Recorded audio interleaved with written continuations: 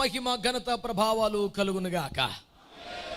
దేవుడు తన మహాకృపను బట్టి 1994 జూలై 18వ తేదీన ఒంటరిగా బలహీనతో భయంకరమైన జ్వరముతో ప్రాణాపాయ పరిస్థితులతో ప్రభు చెప్పిన సేవకి పశ్చిమ గోదావరి జిల్లా బుట్టాయిగూడెం అనే ప్రాంతానికి సేవకు వెళ్ళిన ఆ దినం మొదలుకొని దాదాపు 27 సంవత్సరాలు ప్రభు కాపాడి పడిపోకుండా, లోకములోకి అమ్ముడైపోకుండా, రాజీ పడకుండా మహిమగలిగిన దేవుని సేవలోనే బ్రతకడానికి, కొనసాగడానికి ప్రభు చూపించిన విశేష కృపను బట్టి నేను ప్రభువును స్తుతిస్తూ సమస్త మహిమ ఘనత ప్రభావాలు ఆయనకు ఆరోపిస్తున్నాను. నేనే తగ్గవలసి ఉన్నది, ఆయన హెచ్చవలసి ఉన్నదని కోరుకుంటున్నాను. పూర్తిగా మహిమంతా దేవునికే ఆరోపిస్తున్నాను. ఈ అద్భుతమైన ఆధ్యాత్మిక ప్రయాణంలో ఎందరో వచ్చారు, వెళ్ళారు. ఈ సమయానికి నాతో నిలిచి ఉన్న మీరు దేవుని కృపలో చాలా సంవత్సరాలుగా నాతో ఉన్నవారు. ప్రభువు నన్ను మీకు సంఘ కాపరిగా, ఆత్మీయ తండ్రిగా అనుగ్రహించింది మొదలుకొని విడువక వెంబడిస్తున్నవారు. ప్రతి ఒక్కరిని బట్టి నేను ప్రభువును స్తుతిస్తూ అందరికీ పేరు పేరున నా హృదయపూర్వక వందనాలు తెలుస్తున్నాను.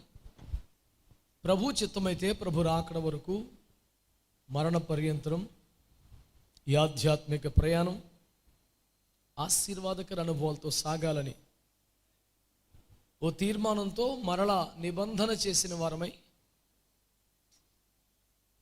ముందుకు సాగాలని కోరుతూ ఈనాటి వాక్య ధ్యానానికి మిమ్మల్ని ప్రేమతో ఆహ్వానిస్తున్నాను.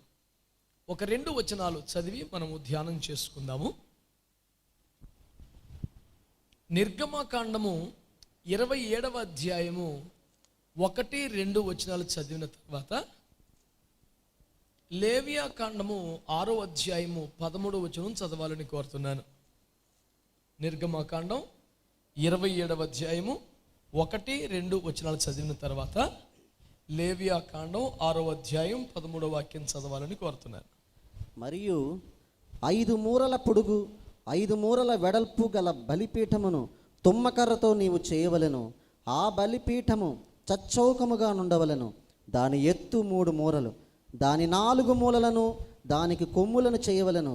దాని కొమ్ములు దానితో ఏకాండముగా ఉండవలెను. దానికి ఇత్తడి రేకు పొదిగింపవలెను. బలిపీఠము మీద అగ్ని నిత్యము మండుచుండవలెను, అది ఆరిపోకూడదు. ప్రేమ కలిగిన మా మహాపరిశుద్ధ తండ్రి, మరొకసారి ప్రాణాత్మ దేహములతో మీకు లొంగిపోతున్న అల్పదాస్తుని అద్భుతాస్తములో దాచి అగ్నితో కాల్చి అభిషేకించి మహిమగల ఈ మీ సేవకు యోగ్యముగా పనికొచ్చు పాత్రగా మీ నోటి బూరగా మార్చి వాడుకోమని ప్రాణాత్మ దేహములతో లొంగిపోతుండగా మీ శైలిలో, మీ స్థాయిలో మీ కార్యాలు చేయమని యేసయ్య పేరట ప్రార్థించి వేడుకొని పొంది ఉన్నాము తండ్రి. ఆమేన్ అనండి మంచిగా. ప్రభునందు మిక్కిలి ప్రియమైన దేవుని ప్రజలారా, ఈ సంఘ సహవాస కూడికలలో మనము ఆరంభము నుండి కూడా సహవాసము అనే ఒక విలువైనటువంటి ఉపదేశాన్ని ధ్యానిస్తూ ఉన్నాం. తన కుమారుడైనటువంటి క్రీస్తుతో సహవాసమునకు తండ్రి మనల్ని పిలిచాడని, సహవాసం మన విలువను పెంచుతుందని, ఆధిక్యతనిస్తుందని, సహవాసములో కీలకమైన భాగ్యం సహవాసమేనని, ఇంకొకటి కాదని మనము ధ్యానించిన పిదప గత రాత్రి మీలో నిత్యము దహించు అగ్నితో ఎవడు సహవాసము చేయగలడు, నిత్యము కాలుచున్న వానితో ఎవడు నివసింపగలడు అనే ఒక సవాలుతో కూడినటువంటి సందేశాన్ని మనం విన్నాం. ఆయనతో సహవాసం చేయాలంటే, అగ్నితో సహవాసం చేయాలంటే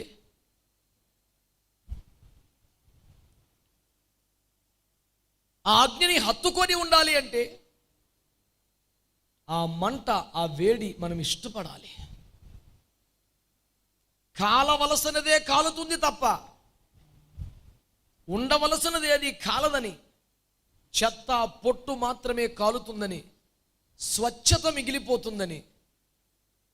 కనుక ఆయన కంసాలి అగ్ని వంటి వాడే, మేలు చేసే అగ్ని తప్ప మన నాశనం చేసే అగ్ని వంటి వాడు కాదని. కాకపోతే ఆ వేడి, ఆ బాధ ఉంటుంది, తట్టుకోగలిగితే స్వచ్ఛత మిగులుతుంది అని మనం గత రాత్రి నేర్చుకున్నాం. ఈ సమయమందు ఎంతైనా పాస్టర్ గారు, నిత్యము దహించు అగ్నితో ఎవడు సహవాసం చేయగలడు? నిత్యము మండుచున్న వానితో, కాలుచున్న వానితో ఎవడుండగలడు అనే ప్రశ్న ఇప్పటికీ అలా ఉంటుంది. ఆ ప్రశ్నకు జవాబుగానే ఈ రోజున ప్రభు ఈ సందేశాన్ని మనకు ఇస్తున్నారు. ఈ కోణంలో ప్రభు మనతో మాట్లాడుతూ ఉండడాన్ని బట్టి,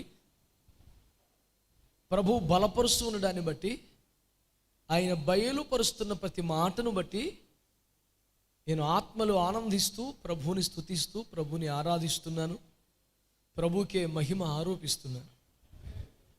మాట్లాడువారు మీరు కాదు, మీ తండ్రి ఆత్మ మీలో నుండి మాట్లాడతారని నేను వాగ్దానం చేసినట్లు ఆశ్చర్యకరంగా ప్రభు మాట్లాడుతున్న దాన్ని బట్టి నేను ప్రభువుని స్తుతిస్తున్నాను.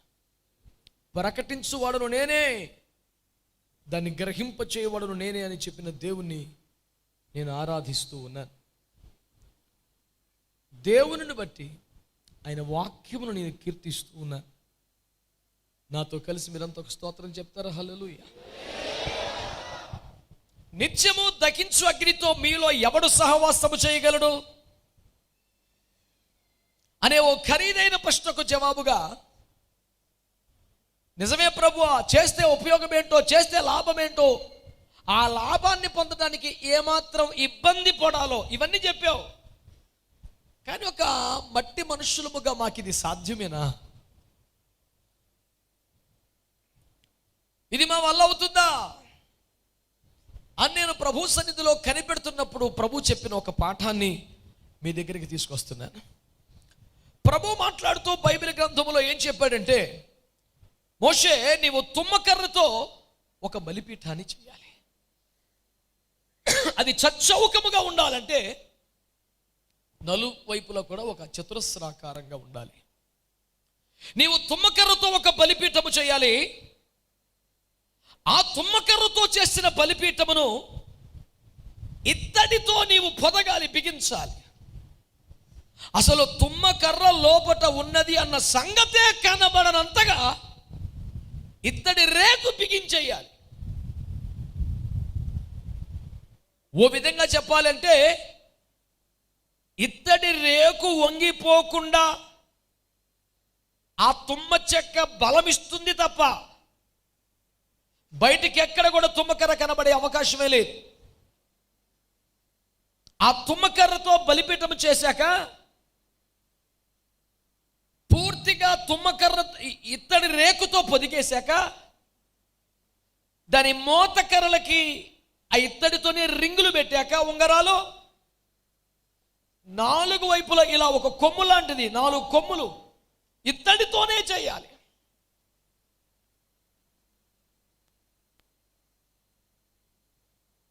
దాని మీదకి దిగి వచ్చే అగ్నిని ధూపవేదిక దాకా తీసుకెళ్ళడానికి ఇత్తడి పాత్రే ఇంకొకటి రెడీగా ఉండాలి. ఈ ప్రత్యక్ష గుడారపు ఉపదేశములో ఆవరణములోనికి ప్రవేశించగానే మొట్టమొదట మనకు కనపడేది బలిపీఠమే కదా. ఈ బలిపీఠం అంతటి కూడా ఇత్తడిమయం. శుద్ధ సువర్ణం ఎటు చూసిన గుడారం లోపలికి వెళ్తే బయట మాత్రం ఇత్తడి. గంగాలం కూడా ఇత్తడే. ఆవరణములో ఉన్న వస్తువంతా ఇత్తడే. ఈ రోజు మీరు జాగ్రత్తగా గమనించాలని కోరుతున్నది ఏమిటంటే, బలిపీఠము మీద అగ్ని చెప్పండి నిత్యము మండుచుండవలను, అది ఆరిపోకూడదు. ఇప్పుడు మీరు గమనించండి, ఒకవేళ బలిపీఠము శుద్ధ సువర్ణముతో చేసిందనుకోండి, ఉంటుందా అండి? నేను అడిగింది మిమ్మల్ని. ఆ పనికి మాలిన మౌనము నశించునుగా. హల్లెలూయా. మీరు గమనించండి బిడ్డలారా, ఒకవేళ అది తుమ్మకర్రతోనే చేశారనుకోండి, మిగులుతుందండి పూర్తిగా? ఇప్పుడు తుమ్మకర్రతో చేయబడిన బలిపీఠమే కానీ దానికి ఏమి పొదగబడాలి? ఎక్కడైనా కొంచెము ఇత్తడి కవర్ చెయ్యకపోయినా అగ్ని కీలల లోపలికి ప్రవేశించే అవకాశం, మెల్లమెల్లగా మొత్తం తుమ్మకర్ర కాలిపోయే అవకాశం కూడా ఉంటుంది. తుమ్మకర్ర ఉండాల్సిందే, అంతే ఖచ్చితంగా తుమ్మకర్ర కవర్ చేయబడాల్సిందే. దేనితో కవర్ చేయబడాలి? ఇత్తడితో కవర్ చేయబడాలి. ఎందుకు ఇత్తడిని అంతగా ప్రిఫర్ చేస్తున్నాడు? ఇత్తడికున్న ఒక ముఖ్యమైన లక్షణం ఏమిటంటే అది వేడిని భరించగలిగిన ఒక లోహం. వేడికి అది కరిగిపోదు, ఏమి బంగారం లాగా. ఒక స్టీలు పాత్రను అదే పనంగా పెడితే దాని రంగే మారిపోద్ది, కానీ ఇత్తడి మాత్రం వేడి చేస్తే తన స్వరూపాన్ని ఏమి కోల్పోదు. ఇంకొక లక్షణం ఏమిటంటే ఇత్తడిని 1 గంట వేడి చేస్తే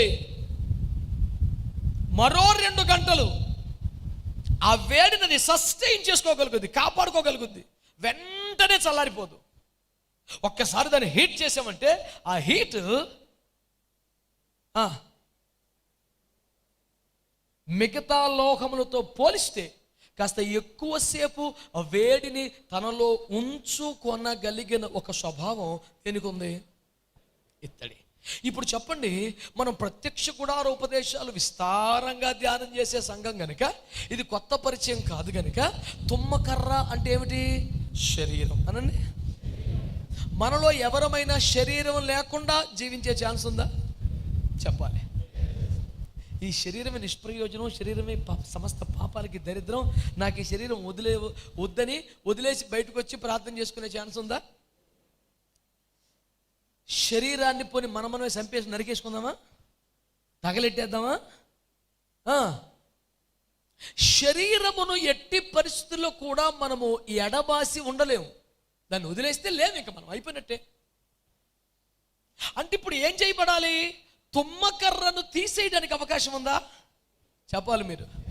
శరీరాన్ని పక్కన పెట్టడానికి అవకాశం ఉందా? శరీరాన్ని వదిలేయడానికి ఛాన్స్ ఉందా? శరీరాన్ని చూపించడానికి ఛాన్స్ ఉందా? అది మరి గొడవ. శరీరాన్ని వదలడానికి లేదు, శరీరాన్ని పక్కన పెట్టడానికి లేదు, శరీరాన్ని చంపేయడానికి లేదు, అలాగని శరీరాన్ని పూర్తిగా తీసేయడానికి కూడా. మరేం చేయాలి?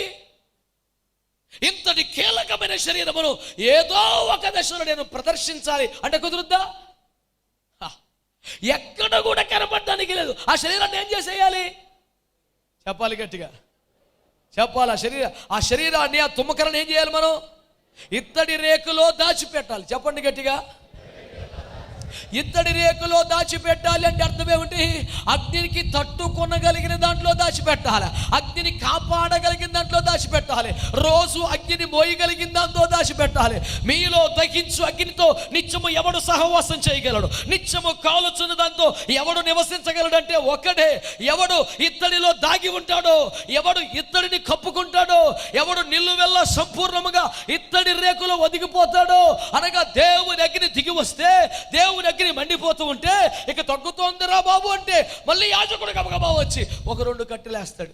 ఎందుకని? బలిపీఠం మీద అగ్ని ఆరిపోకూడదు. నిత్యం అది కొంచెం తగ్గుతున్నట్టు అనిపిస్తుంది. గోవా ఏం చేస్తారు? గోవా 1-2 కట్టెలు తీసుకొచ్చి పెడతాడు. అంటే అది అలా మండుతూనే ఉండాలి. వింటున్నారా పాస్టర్ గారు? కొంచెం ఇంటికి వెళ్ళినట్టున్నారు మీరు. ఇంటికైనా ఇంకొంచెం దూరం వెళ్ళారా? దేవునికి స్తోత్రం.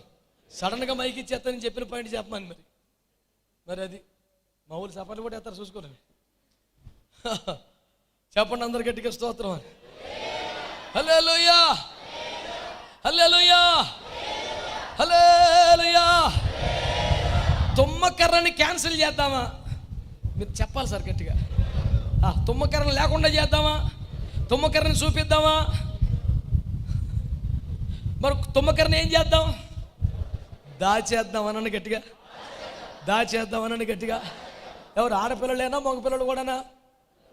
ఆడపిల్లలేనా మగపిల్లలు కూడానా? ఎవడైనా సరే, ఎవరికైనా తుమ్మకర్రను కాదంటకలేదు, దాన్ని పోగొడతాకలేదు. అలాగని ప్రదర్శించడానికి తుమ్మకర్ర అంటే ఏం చెప్పుకున్నాం మనం? శరీరం లేకుండా ఉంటాము మనం. శరీరం దాన్ని మనం ఎట్లా చంపేస్తాం? పాపం కదా, నరకానికి పోతాం కదా. కానీ ఏం చేయాలి చెప్పాలి? ఈ వస్త్రములలో దాచడం అన్నది ఎవడైనా చేసే పని.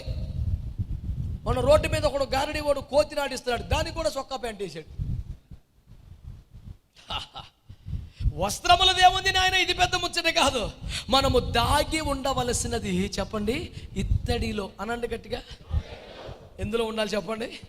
ఆ ఇత్తడి లోపలికి వెళ్ళిపోవాలి మనం. నిత్యము ఆయనతో సహవాసము ఎవడు చేయగలడు? కాలుచున్న వానితో నిత్యము ఎవడు నివసించగలడు? ఒక ఇత్తడి బలిపీఠానికి మాత్రమే ఈ ఛాన్స్ ఉంది, ఇంక ఎవడికి అవకాశం లేదు. నమ్ముతున్న వారు, అర్థమైన వారు ఆమేన్ చెప్పండి గట్టిగా. హల్లెలూయా, హల్లెలూయా. నేనొక బలిపీఠముగా మారైతే తప్ప అగ్నితో నేను ఉండలేను, నేనొక బలిపీఠముగా ఆవరణములో ఉంటే తప్ప దేవుని అగ్నిని పొందలేను అని అర్థమైన వారు ఒక స్తోత్రం చెప్పండి బిడ్డలారా. ఇప్పుడు తుమ్మకర్ర ఎక్కడ ఉంది బిడ్డలారా? ఎక్కడ? అరణ్యములో ఉంది, షిత్తీము లోయలో ఉంది. ఇప్పుడు యాజకుడు ఏం చేయాలి? పోయి ఆ తుమ్మకర్రను నరకాలి. అందరూ చెప్పండి, తుమ్మకర్రను ఏం చేయాలి? తుమ్మ చెట్టును నరికిన తర్వాత చిన్న చిన్న కొమ్మలు ముళ్ళన్నీ చెక్కి పడేయాలి. ఆ తర్వాత బెరడు కూడా చెక్కేయాల. ఆ తర్వాత పల్చని చెక్కలుగా కోసేయాల. ఆ తర్వాత బలిపీఠపు కొలతలకు ఆ ముక్కలు సెట్ చేయాల. ఆ తర్వాత మేకలతో బిగించేయాల. పర్ఫెక్ట్గా పెట్టి తయారైపోయిన తర్వాత మొత్తం ఇత్తల్లో దాచేయాల. అంతేనే కాదంటారా?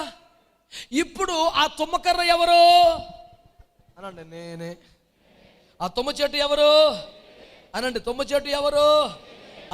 ఈ తుమ్మ చెట్టును ఏం చేశాడంట దేవుడు? షిత్తీము లోయను ఆయన తడుపుచున్నాడు. ఒక నది బయలుదేరిందంట, అది ప్రవహిస్తుందంట.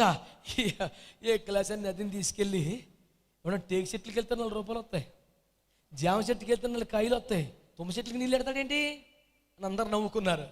కానీ దేవుడు చెప్పాడు, ప్రత్యక్ష గుడారంలో వాడుతున్న ఏకైక కర్ర తుమ్మకర్ర, ఏది లేదు. స్తోత్రం చెప్పండి. 2 ఎర్రచంద్రం చెక్కలు పెట్టాడా? కనీసం దేవదారు మొక్కలు ఇచ్చాడా? లేదు. ప్రత్యక్ష గుడారములో కలప వాడాడు అంటే ఏదండి? అది ఆ తుమ్మకర్ర అంటే ఎవరు? నల్లగా ఉండేది, ముండ్లతో ఉండేది, కర్రకు బెరడు కదిలి ఉండేది. దాన్ని నీడలో ఎవడు నివసించడానికి ఇష్టపడరు, దాన్ని గడపకమ్ములుగా పెట్టుకోవడానికి ఇష్టపడరు, దాంతో ఒకడు మంచం చేసుకోవడానికి ఇష్టపడరు. అసలు భూమి మీద ₹10 వాల్యూ లేదు. ఈ చెట్లలో ఎవడు కోరు కొనని చెట్టు అదే. ఏ పక్షులు, కోతులు కూడా ఆడుకోవడానికి సాహసం చేయని చెట్టు అదే. అంతటి పనికిమాలి చెట్టు. పోనీ బెరడకు ఆడుకుందామంటే అయితే కరుకు, లేకపోతే చిగురు. దాన్ని ఎవడు అనుకుంటాడు? ఎవడికి ఇష్టం ఉండదు. అలాంటి ఎవడు కోరుకొనని ఒక తుమ్మ చెట్టును మహామహిమలో కూర్చుని దేవుడు కోరుకున్నాడు. అందరు అందరు అందరు గట్టిగా. ఆయన ఎక్కడ కూర్చుంటాడంటే కెరూబుల రెక్కల మీద కూర్చుంటాడంట. 4 జీవుల రెక్కల మీద కూర్చుంటాడంట. సింహాసనం లోపట వెలుపట మధ్యలో అవి జీవులున్నాయట. అంతటి మహిమలో కూర్చున్న దేవుడు, కాలుచున్న రాళ్ల మధ్యలో సంచరించే దేవుడు ఇప్పుడు ఎవరిని సెలెక్ట్ చేసుకున్నాడు? చెప్పాలి గట్టిగా. మౌనం నశించును గాక. చెప్పో, ఎవరా తుమ్మ చెట్టు? ఎవరా తుమ్మ చెట్టు? తుమ్మ చెట్టే కావాలి యేసయ్యకి. టేకు చెట్టు వద్దు, ఎర్రచంద్రం వద్దు. యేసయ్యకి ఎవరు కావాలి? తుమ్మ చెట్టే కావాలి. కానీ చెట్టు ఫలంగా అయితే వాడుకోలేడు. ఏ చెట్టు అయితే నరకబట్టడానికి ఇష్టపడద్దు ఆమేనండి. ఏ చెట్టు అయితే చెక్కబట్టడానికి ఇష్టపడద్దు ఆమేనండి. ఏ చెట్టు అయితే ముక్కలు ముక్కలు అయిపోవడానికి ఇష్టపడద్దు ఆమేనండి. ఏ చెక్క అయితే నునుపుగా చేయబడినట్లుగా పదునైన పనిముట్టు తన మీద ఆడించడానికి అనుమతిస్తుందో ఆమేనండి. ఏ చెట్టు అయితే మేకులతో బిగించబడద్దో ఆమేనండి.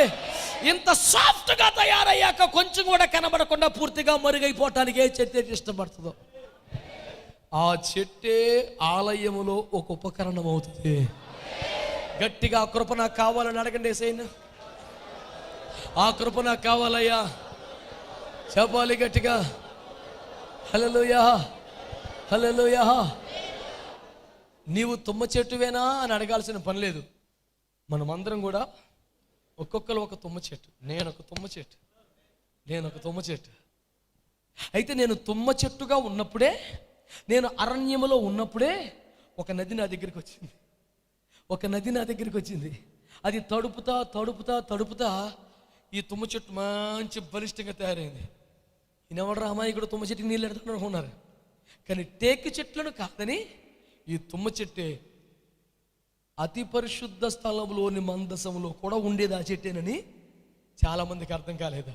చాలామంది అంటారు, ఎంత ప్రేమించినా, ఎంత నీరు పెట్టినా, ఎంత పోషణ చేసినా వీడు అనుకుంటాడు ఎప్పటికప్పటికి, నేను పని చేయను, నేను పాపిని, నేను అయోగ్యుణ్ణి, నాకు అర్హత లేదు, నా బుద్ధి మారలేదు, నా స్వభావం మారలేదు, నా ఆశలు చావలేదు, నా కోరికలు కాలిపోలేదు, నేను ప్రభువుకు పనికిరాను, నేను సేవకు పనికిరాను, నేను మహిమ కలిగిన మందిరంలో ఉపయోగపడే వ్యక్తిని కాదు, ఏదో నాకు కొన్ని తలాంతులు ఉంటే ఏదో వాడబడతాను, కానీ నేను దేవునికి ఇష్టమైన వ్యక్తిగా ఉండలేను, ఇది కష్టమే అనుకుంటారు. నేను అంటాను, కష్టమే అనే మాట నిజమే, అసాధ్యమైతే కాదుగా చెప్పాలి. కష్టమైన మాట కానీ అసాధ్యమైన మాట. తుమ్మ చెట్టు తనంతట తానే నరికేసుకొని, తనంతట తానే చెక్కేసుకొని, తనంతట తానే మొక్కలు కోసేసుకొని, తనంతట తానే మేకులకు బిగించేసుకొని వచ్చి ఇత్తడి రేకులు దాక్కుని పోద్దా? నరికే ఉన్న ఒకటి రానివ్వాల. స్తోత్రం. ఆయన నీళ్లు పోసాడు, సరే, నరికే ఉన్న ఒకరిని పెట్టాడుగా. నీళ్లు పోసింది ఎవరు చెప్పండి? నీళ్లు పోసింది ఎవరు? అందుకే ఆయన అంటే మీకు ప్రేమ. నరికేది ఎవరు? అందుకని అన్నట్టు చూస్తారు మీరు, దుర్మార్గం అని. మరి నేనేం చేయండి, నాకున్న ఉద్యోగం అది. అయితే స్తోత్రం చెప్పరే. చిన్నప్పటి నుంచి ప్రభు నన్ను ఎంతో ప్రేమగా పెంచాడు, నువ్వు నరికేస్తావు నన్ను. చిమ్మొహమాడా, నేను నరికితేనే మళ్ళీ నువ్వు నీ మీద ఆయన కూర్చుంటాడు వచ్చి. అగ్నిగా వచ్చేదెవరు? మహిమగా వచ్చేదెవరు? అతి పరిశుద్ధ స్థలంలో ఉండేదెవరు? నిత్యము నివసించేదెవరు? కరుణాపీఠ మీద కూర్చునేది ఎవరు? మరి ఎన్ని అవ్వాలంటే ఏమండి, నా యేసు నాకు సొంతం, నువ్వు రావాలేజయ్యా, ఎట్టరా అడవిలో ఉంటే నీకేమనిపిస్తుంది? ఆయన ప్రేమగా లోడు, ఈడు దుర్మార్గుడు. ఆయన నీళ్లు పోసి పెంచాడు, ఈడు నరికేస్తున్నాడు. నీకెవరు నీళ్లు పోసి పెంచాడో, బాల్యము నుండి నిన్ను ప్రమాదాలు ఎవరు తప్పించారో, ఎన్నో యాక్సిడెంట్స్లో, మరణాల్లో, తెగుల్లో పడకుండా ఎవరు కాపాడారో, ఎన్నో కరువుల్లో, అప్పుల్లో చావకుండా ఎవరు కాపాడారో, ఎన్నో అవమానాల్లో ఎవరు జీవితం నాశనం అవ్వకుండా అడ్డుపడుతూ వచ్చారో, ఎన్నో శాపకరమైన అలవాట్ల వ్యసనాలు పడి కొట్టుకుపోకుండా ఎప్పటికప్పుడు ఎవరు బయటికి లాక్కొచ్చారో, ఆయనే నీ మీద కూర్చోవాలనుకుంటున్నాడు, నీ మీదకి రావాలనుకుంటున్నాడు, ఎప్పటికీ నీ మీద ఒక అగ్నిగా ఉండాలనుకుంటున్నాడు. అందుకొరకు నీవు ఒక బలిపీఠం అయిపోవాలని కోరుకుంటున్నాడు. అందుకనే నువ్వు ఇంకా లోయలో ఉండగానే, నువ్వు ఇంకా తోటలో ఉండగానే, నువ్వు ఇంకా అరణ్యంలో ఉండగానే నీకు ఒక నదిని పంపుతున్నాడు, ప్రవాహాన్ని పంపుతున్నాడు. నువ్వు ఆయన్ని ఒప్పుకోని కాలములో, నువ్వు ఆయన్ని పట్టించుకొని కాలములో, నువ్వు సినిమాలు చూస్తున్న కాలములో, నువ్వు సిగరెట్లు కాలుస్తున్న కాలములో, నువ్వు వ్యసనాల్లో ఉన్న కాలములో, అక్రమ సంబంధాల్లో ఉన్న కాలములో, అసలు దేవుణ్ణి పట్టించుకోకుండా నీ బతుకేదో నువ్వు బతికేస్తున్న కాలములో నీ మీద దృష్టి నిలిపి, నీ వద్దకు తన నదిని పంపి, నువ్వు బలపడినట్లు చేసి, నీలో ఏదో ఒక ఇన్వెస్ట్మెంట్ పెట్టి నిన్ను పనికొచ్చే పాత్రగా చేసి ఈ రోజున నన్ను పంపాడు నీ దగ్గరికి. నా చేతిలో నీళ్ళ బుడ్డి లేదని బాధపడకండి, నా చేతిలో గొడ్డలి ఉందని నా మీద కోపం తెచ్చుకోకండి. నా ప్రయత్నం మీ మీద కక్ష సాధించడం కాదు, అడవిలో ఉన్న నిన్ను ఆలయంలోకి తేవాలి, లోకములో ఉన్న నిన్ను పరలోక మహిమ పొందే వ్యక్తిగా చేయాలి. దానికోసం కొంచెం సేపు నిన్ను ఇబ్బంది పెడతాను, ఓపిక పట్టు, భరించు, నరకని, కొట్టని, బిగించని, కప్పబడని. ఈ కొంచెం ప్రాసెస్లో నువ్వు ఓపిక పడితే, నేను కూడా పక్కన నిలబడి చూస్తుంటే అగ్ని యాజకుడి మీద కాదురా వచ్చేది, బలిపీఠం మీదకే. తోటి ఇప్పుడు గట్టిగా ఆమేన్, ఆమేన్, హల్లెలూయా. ఎన్నో తుమ్మ చెట్లు నరకబడాలి, ఎన్నో లోయలో చెట్లు నరకబడాలి, ఎన్ని అడవిలో చెట్లు ఆలయానికి రావాలి, ఎన్నో తుమ్మకర్లు ఉపకరణాలు అయిపోవాలి, ఎన్నో తుమ్మ చెట్లు బలిపీఠాలు అయిపోవాలి, ఎన్నో తుమ్మ చెట్లు ధూపవేదికలు అయిపోవాలి, ఎన్నో తుమ్మ చెట్లు దేవుని బిడ్డలారా మందసాలుగా మారిపోవాలి. అందుకొరకు ఈ దీనుడు వాడబడాలి, ఈ ఆయుధం పదును పెట్టబడాలి, ఇది ఒడుపుగా పని చేయబడాలి. అప్పగించుకునే చెట్లుంటే నేను కూడా ఒక పక్కన నిలబడి చూస్తుంటాను. ఏదో ఒక అర్పణ పెట్టానయ్యా అంటే ఆకాశం తెరవబడి పాపలమన అగ్ని వచ్చేస్తే నేను పక్కన నిలబడి ఏం చేస్తాను తెలుసా? చాలా అయ్యా, నా బలిపీఠను అంగీకరించా, కష్టపడి చేశానయ్యా, దీనికి 4 రోజులు పట్టిందయ్యా, ఎన్నాళ్ళు చేస్తే సుఖం ఏంటి, అగ్గి రాకపోతే మా కష్టం ఎప్పుడు తీరుద్ది, మాకు ఎప్పుడు తృప్తి కలుగుద్ది? ఇన్నాళ్ళు వాక్యం చెప్పాం, ఇన్నాళ్ళు ఉపదేశం చేసాం, ఇన్నాళ్ళు బలపరిచాం, ఇన్నాళ్ళు ప్రయాసపడ్డాం, మీకోసం ఎంతో కష్టపడ్డాం, ఖర్చు పెట్టాం. ఎప్పుడు తృప్తి అవుద్ది తెలుసా? మీ మీదకి దేవుని అగ్ని అలాగ దిగి వచ్చేసి శత్రువు గుండెలు అవిసిపోయేలాగా ప్రచండమైన దైవాగ్ని నీ మీద బగబగ మండుతున్నప్పుడు ఇప్పుడు యాజకుడు ఏం చేస్తాడు తెలుసా? పక్కన నిలబడి చాలయ్యా, ఈ గడి కోసమే ఎదురు చూసింది. ప్రతి బలిపీఠానికి ఈ అవకాశం ఉంది. గట్టిగా స్తోత్రం చెప్పండి. ప్రతి బలిపీఠానికి ఈ అవకాశం ఉంది. ఈ బలిపీఠానికి ఉంది, ఈ బలిపీఠానికి లేదు అని చెప్పే అవకాశం లేదు. ఈ బలిపీఠానికి ఆ అవకాశం ఉంది. అయితే ఆ బలిపీఠం, శ్రద్ధగా నా మాట వినండి, ఆ బలిపీఠం నరకబడితే కొట్టబడితేనే అవుతుంది మామూలుగా. కాబట్టి నేను ఉపదేశం చేయాలా వద్దా? నేను వాగ్దాన సందేశాలు ఇవ్వనా? మాట్లాడాలి. మీరు వ్యూహాత్మకంగా తెలివితేటలు వాడి మౌనంగా సైలెంట్గా ఉండిపోతే కుదరదు. తెలివితేటలు మీకే కాదు, స్తోత్రం చెప్పండి. హల్లెలూయా. నేను కూడా ఇప్పుడు దేవుని కృపలో వాక్య సందేశాలు ఇచ్చే పరిచయలో 27 సంవత్సరాలకు బతుకుతున్న నాకు ఒక వాగ్దాన సందేశం ఇవ్వటం రాదా? చేత కదా? ఆశీర్వాదాలను పోగేసుకొచ్చి మాలగట్టి దండేసి మీ మెల్ల శాతం కుదరదా? చేతగా కాదు. అప్పుడు ఏం చేస్తున్నాను నేను? తుమ్మ చెట్టుకి ఇంకా నీళ్లు పోస్తున్నట్లు లెక్క. మీకు అర్థమైందా? ఇంకా బలపరిచే సందేశాలు, ఆదరణ సందేశాలు, ఏమండి వాగ్దాన సందేశాలు ఇస్తుంటే తుమ్మ చెట్టును అడవిలోనే పెట్టి, లోయలోనే పెట్టి నీళ్లు పోస్తున్నట్లు లెక్క. ఇంకెంతకాలం నీళ్లు పోయాలి? నా తాపత్రయం ఏంటంటే నేను కేవలం నీళ్లు పోసే తోటమాలిగా కాకుండా మిమ్మల్ని ఒక ఆభరణముగా, మిమ్మల్ని ఒక ఉపకరణముగా మార్చే ఒక బెసలేలు ఆత్మ కలిగిన ఒక సేవకుడిగా నేను గుడారములో పనిచేయాలి అని పిలువబడి అభిషేకమును పొంది సమర్పణ కలిగి ఈ చెట్టు బాగుంది అనిపించిందో నరికెత్తనే. స్తోత్రం చెప్పండి. ఇది ఒక బలిపీఠం అయ్యిద్ది, పర్లేదు అనిపించిందంటే ఏం చేస్తాను? అనిపించకపోతే ఏం చేస్తాను? ఇంకొంచెం నీళ్ళు పోస్తాను, ఇంకొంచెం కాలం నీళ్ళు పోస్తాను, ఇంకొంచెం దాన్ని బలపరుస్తాను. రైట్, ఇది ఇక తయారైందిరా, ఓ బలిపీఠం అయ్యిద్ది అనిపించిందంటే ఏం చేస్తాను? చెప్పండి గట్టిగా. కానీ నేను మిమ్మల్ని నరుకుతున్నాను అనుకో, నేను మిమ్మల్ని కొడుతున్నాను అనుకో, అప్పుడు మీకు ఏమర్థం అవ్వాలి?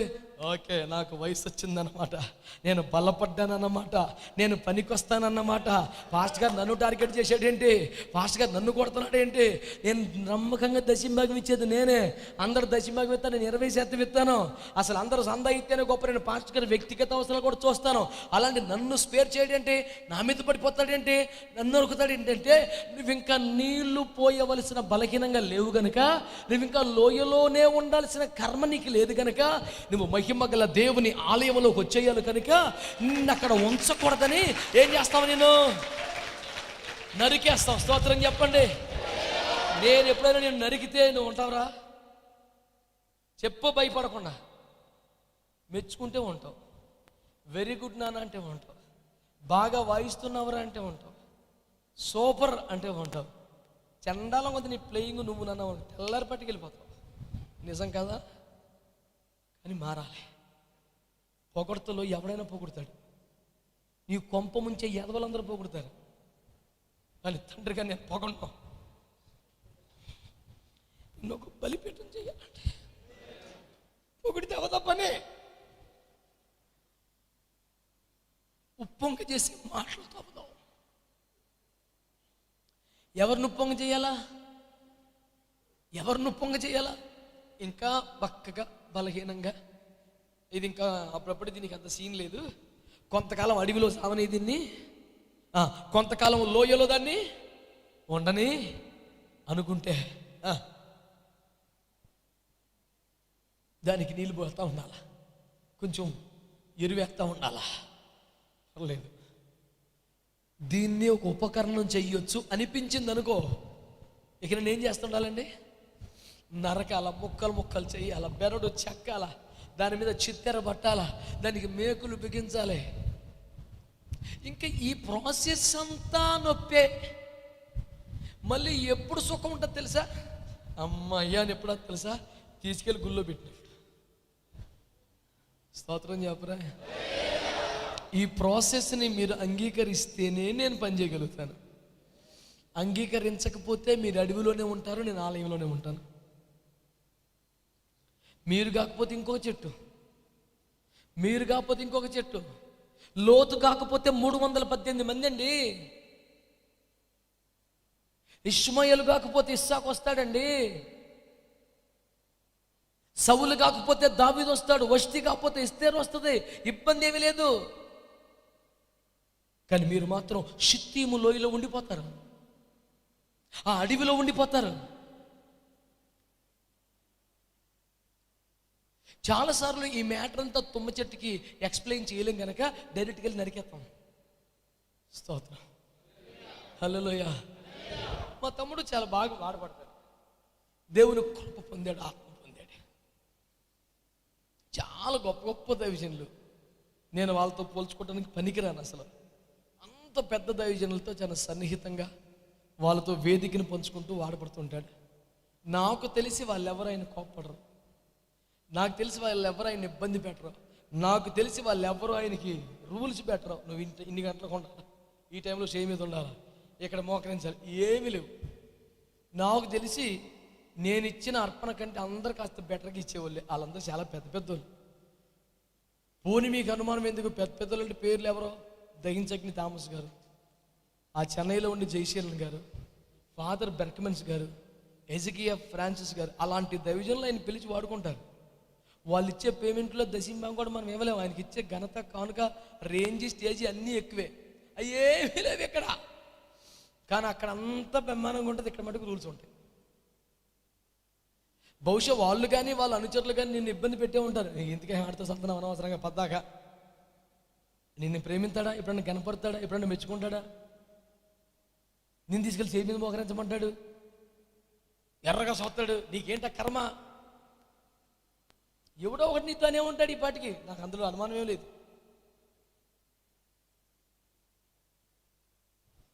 నీకు రాష్ట్రంలో దేవుడు ఒక రేంజ్ ఇచ్చాడు, హాయిగా ఉండు. నీకు ఎందుకు వచ్చిన తలకాయ నొప్పి? పెద్ద పెద్ద వాళ్ళతో స్టేజ్ మీద ఉండకుండా ఆడెంకాలు తిరిగి మోకాలు వేసి తిప్పలు పడి తెల్లగట్లు వేసిపోయి రాత్రి అంతా ఎందుకు వచ్చిన సాగు నీకు ఇది? నాకు తెలిసి ఇన్ని సంవత్సరాల ఈ ప్రయాణంలో నిన్ను తెగ పొగడేసిన సందర్భం ఒక్కటి కూడా లేదనుకుంటా. ఖచ్చితంగా రేపో మాపో పొగుడుతానని వాగ్దానం కూడా నేను చేయలేను, ఏమో ఇది. కానీ నరికేది మాత్రం మామూలే. ఎందుకని? నాకు తన మీద హక్కు ఉంది, అధికారం ఉందని కాదు, నాకు తన మీద ప్రేమ ఉంది. తనను తీసుకొచ్చి అతి పరిశుద్ధ స్థలంలో పెట్టాలి, నేరుగా దేవుడు ఆయన మీద కూర్చోవాలి. అందుకోసం కొంచెం నక్షి పని చేయాల్సి వస్తుంది.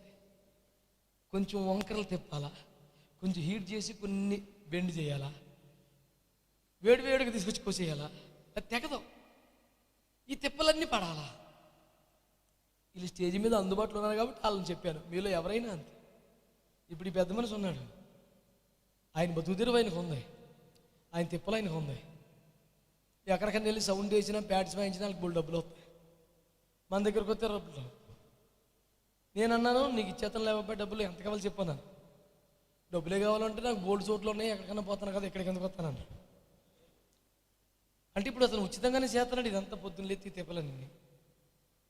మరి ఉచితంగా చేసేవాడిని నేను కనీసం థ్యాంక్స్ అనే చెప్పాను ఒకసారి అన్న. ఇప్పుడు ఆయన భార్య కూతురు ఏమనుకుంటారు, అయితే పాస్టర్ గారికి మేనర్స్ లేదు, రోజు థ్యాంక్స్ చెప్తున్నారేమో అనుకుని మేము వెళ్ళెత్తున్నాం.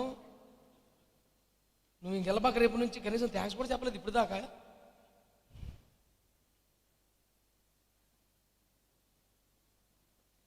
నీళ్లు పోసే పోస్టులో లేని నేను, మీరు అర్థం చేసుకో. నా చేతిలో బకెట్ ఎట్లా తీసుకున్నావు, నా చేతిలో సుత్తి, మేకులు, రంపం, ఉలి బాడి చేయట్టాడు. చేసారా ఒక పని ముట్టన్నాడు. ఇక టపా టపా బిగించేస్తామే. స్తోత్రం చెప్పండి. హల్లెలూయా. కరెక్ట్గా 6 అడుగులు మొక్క ఉంది, ఎక్లాస్ అండ్ ప్లేట్. కానీ నాకు 4 అడుగులు కావాలి. నిర్మోహమాటకి 2 అడుగులు కోసేస్తాను. స్తోత్రం చెప్పండి. ఇది పుచ్చిపోయిందా, ఇది చెడిపోయిందా, ఎందుకు కోసేవంటే ఎక్స్ట్రా ఉందే కోసేస్తాను నేను. అక్కడ బాబు ఇచ్చిన మెజర్మెంట్లకి సరిపోవాలా. అరే 4 అడుగులు చేయాలన్నాడు. ఇది కర్ర బాగుంది, ఒక 6 అడుగులు చేద్దామంటే రేవెట్టేస్తాడు. అక్కడ రాడు, కూర్చోడు. కాబట్టి ఏ లోపము లేకపోయినా ఎక్స్ట్రా 2 అడుగులు ఏం చేయాలి నేను? మీరు అందరూ అర్థం చేసుకుంటారని నమ్ముతున్నా. అర్థం చేసుకొని ఏం చేస్తారు చెప్పండి గట్టిగా. అర్థం చేసుకొని ఏం చేస్తారు చెప్పరే? ఏమండి, చాలామంది ఎందుకు అప్పగించుకోరు తెలుసా? దైవజనుడు అంటే ప్రేమ లేక, గౌరవం లేక కాదు, ఆ నరుగుడు భరించలేక. వాక్యం బాగా మంచోడేనండి, కానీ ఆ ఉలి బడిసా సుత్తి కత్తి ఎన్ని పారేసి వస్తే ఓకే. మరి ఎన్ని పాడేసి ఏం చేయాలి నేను? కొంపలాంట పడి విజిటింగ్ల పేరు మీద పొద్దున్న లెగితే టిఫిన్కి ఒకటి కొంపకి, భోజనం టైంకి ఒకటి కొంపకి, రాత్రి తిండి టైంకి ఇంకొకటి కొంపకి, స్నాక్స్ టైంకి ఒకటి కొంపకి తిరగనా? నేను పద్దాకా కూడా మీ కొంపలకి రావాలని కోరుకోకండి. పద్ద ఇప్పుడు కొంపలకు వచ్చినా ఈ కిట్ అంతా పడేసి ఇంటికి వచ్చేటప్పుడు నీళ్ళ డబ్బా పట్టుకుంటాను. ఎక్కడికి వచ్చినా ఆ కిట్ తీసుకొచ్చేస్తాను. ఈ నరుకుడు అది వారమే సరిపోతలేదు, మీకు రోజు ఎక్కడ చస్తారు మీరు? స్తోత్రం చెప్పండి. మీకు ఉపదేశం అర్థమైందని నమ్ముతున్నారు. నేను ఒక తుమ్మ చెట్టుని అనండి. అరణ్యములో ఉన్నాను, లోయలో ఉన్నాను. నేను ఆవరణములోకి రావాలి, అతి పరిశుద్ధ స్థలంలోకి రావాలి, ఆవరణములోనికి రావాలి. ఆ వద్దకు వెతుక్కుంటూ వచ్చే సేవకుడు కావాలి. నన్ను నరకగలిగిన వాడు కావాలి, ముక్కలు చేయగలిగిన వాడు కావాలి, చెక్కగలిగిన వాడు కావాలి, మేకులకు బిగించేవాడు కావాలి, ఇత్తడి రేకును కప్పేవాడు కావాలి. ఇవన్నీ ఉన్నవాడు వస్తే అప్పగించుకుంటాను. ఆ ఒక్క మొక్కే అనలేదు మీరు అందరూ. పోయింది అక్కడే, మొత్తం కొట్టుకుపోయింది.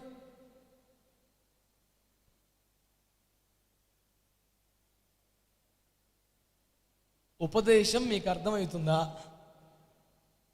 అప్పగించుకోవడానికి సిద్ధపడుతున్నారా?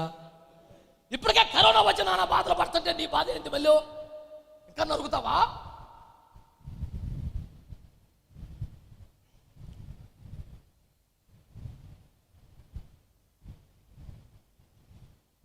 అరణ్యంలోనే ఉండిపోతారా? ఆలయంలోకి వస్తారా? ఏమండి, గంపెడు ముళ్ళు వేసుకున్నట్ట ఊగుతూ ఉంటారా? లేకపోతే ఒక ఉపకరణంగా మారి గుళ్ళో ఉంటారా? స్తోత్రం చెప్పండి. హల్లెలూయా, హల్లెలూయా. తుమ్మ చెట్టు మంచి ఏపుగా ఎదిగి చూస్తుంటాను. ఒక్కొక్క ముళ్ళు 2 అంగుళాలు ఇంచుమించు పెరిగిపోయి అది ఒక్కసారి గుచ్చుకుంటానండి. దేవునికి స్తోత్రం. ఏమండి, అది ఇంకా కాదు, మరి పీకేసినా, కొబ్బరి నూనె రాసేసినా, ఏదోటి పూసేసినా అది కాసేపు నేను ఉన్నాను అంటానే ఉంటుంది. ఇంకా ఆ ముళ్ళు యొక్క స్వభావం అండి. అలాగా అడవిలోనే ఉండి ముళ్ళు వేసుకొని బతుకుతారా? చెక్కేసి వేసి రక్తం వేసి నున్నగా చేసేసి గుళ్ళోకి తెచ్చేసి ఒక సేవకుడి చేతికి అప్పగించుకుంటారా? ఆమె ఆమె ఆమె అప్పగించుకుంటారా? అప్పగించుకుంటే మిమ్మల్ని బాగా చూసుకుంటాను అని వాగ్దానం చేయను. నరికే మీ వలన నాకు మెప్పు లేకపోయినా పర్లేదు. నేను బ్రతికి ఉండగానే, నేను చూస్తూ ఉండగానే అగ్ని ఎలాగొచ్చి మీ మీద ఉందనుకో, గట్టిగా నేను కొడతాను. అప్పుడు చప్పట్లో చాలయ్యా, చాలు ప్రభు.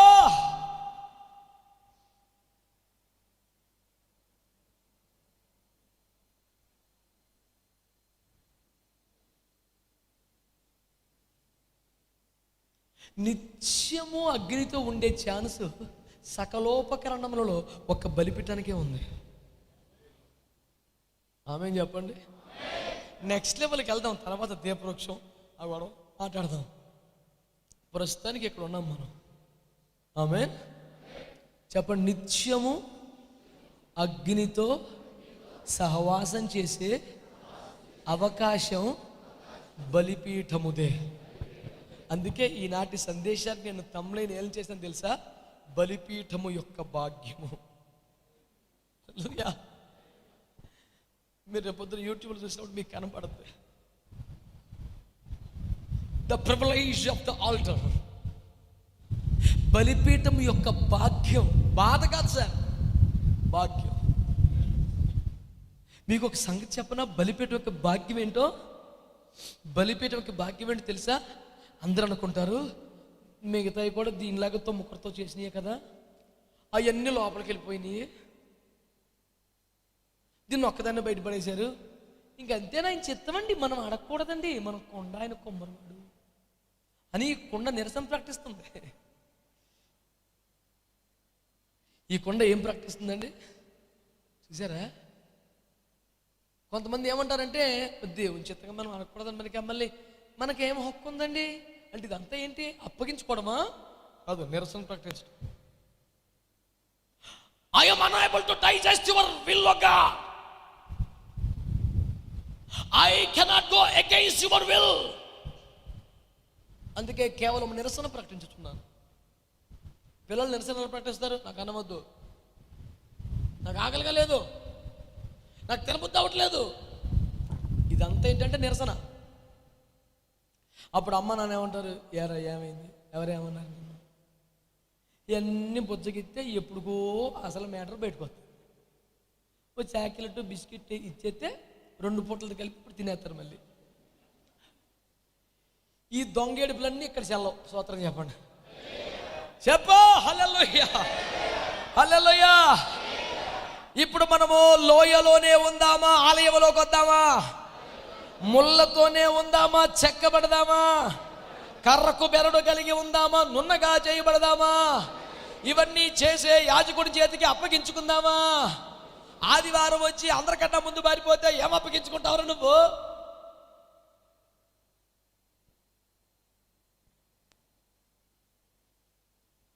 స్పెషల్ ఇన్విటేషన్ ఉండాలా? Your cordially invited, your the chief guest అంటే హల్లెలూయా. మేకిలేసి బిగించగలగా ఎగరేస్తున్నాడు భుజమాడు. ఎవడు కొంచెం ఎక్కువ ఎగరేస్తుంటాడని చూస్తాను, మేకేసేస్తుంటాను. స్తోత్రం హల్లెలూయా. కొంచెం ఎగరేస్తుంటాడు, నేను చేసేయాలి ఇప్పుడు. స్తోత్రం చెప్పరే. నేనేం చేయలేదండి, వాళ్ళని వేసేసాడు ఫస్ట్ అంటే నీ భుజం ఎగురుతుందిరా చూశాను. స్తోత్రం చెప్పరే. మంచి వాళ్ళందరూ స్తోత్రం చెప్పండి. ఒక్కొక్కడు తొడుగుకుంటాడు, నాకు ఎన్ని మేకలు ఉన్నాయి ఇక్కడ. ఏ ఇස්සరు రక్తం ఏం చెయ్యం. 3 మేకలు వేసానా 5 మేకలు వేసానా కాదు, నిన్ను ఆలయంలోకి తెచ్చానా లేదా? నిన్ను ప్రభు కృపలో ఉంచానా లేదా? నిన్ను సేవలో ఒక భాగస్తుని చేశానా లేదా? నీకు వాడబడి అవకాశం ఇచ్చానా లేదా?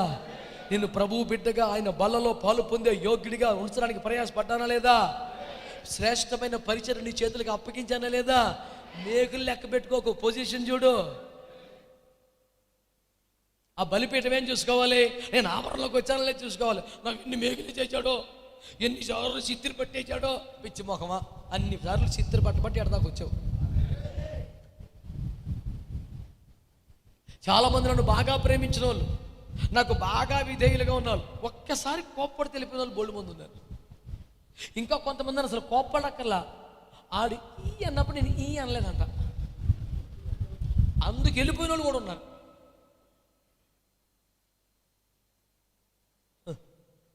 ఇక నేమనాలి మనం?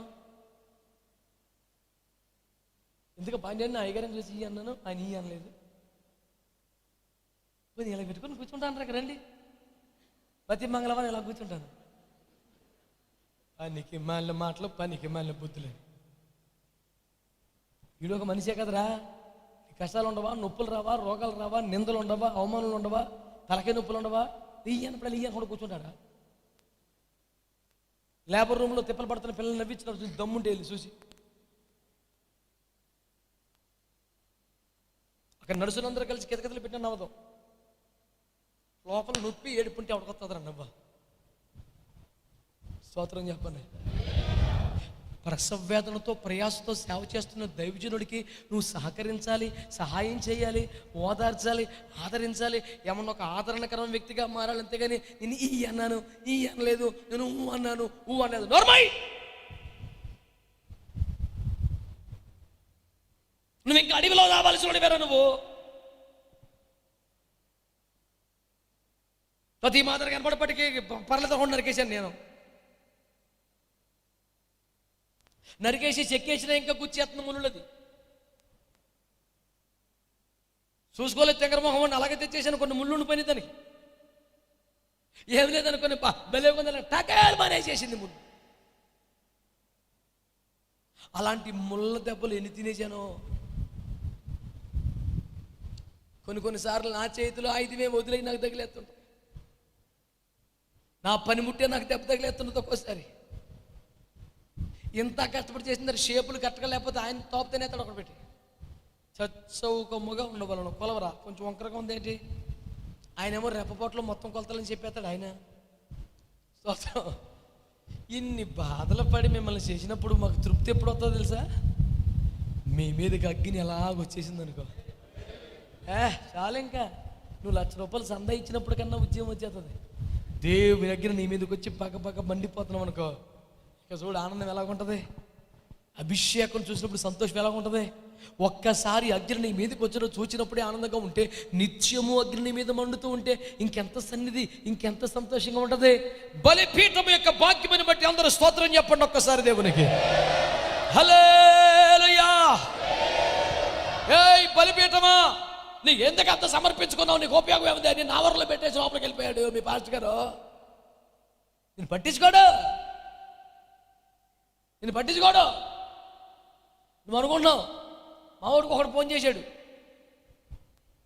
ఫోన్ చేసి మీ అయ్యగారు నిన్ను మోసం చేసేసాడు, నిన్ను వాడుకొని వదిలేశాడు. అదేమన్నా డిస్పోజల్ ప్లేటా? అది మహిమ గల సేవలో ఒక ఉపకరణం. అడుగునది ఎత్తామంటే యూజ్లెస్ పిల్లలు